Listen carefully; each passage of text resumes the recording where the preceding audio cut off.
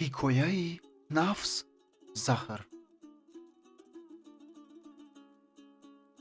се нафар бо ҳам дӯст буданд. Замоне расид, ки маҷбур шуданд барои ба даст овардани сарват азми сафар кунанд.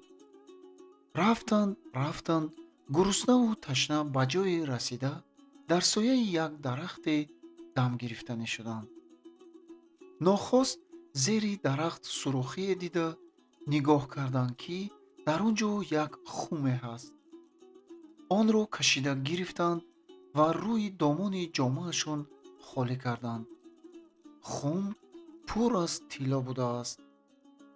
маслиҳат карданд, ки алҳол як нафарашон каме тилло гирифта, рафта аз бозор хӯрданӣ харида биёрад. баъд бо шиками серу хотири ҷамъ тиллоро тақсим хоҳанд кард. як нафарашон, ки ҷавонтар буд, ба бозор рафту хӯрданӣ харид ва ин замон фикре ба сараш зада ба худ гуфт: агар заҳр хараму ба хӯрданӣ андозам ва он ду нафар хӯранду бимиранд, ҳамаи тилло ба ман мемонанд. тамоми умр мисли подшоҳ зиндагӣ мекунам.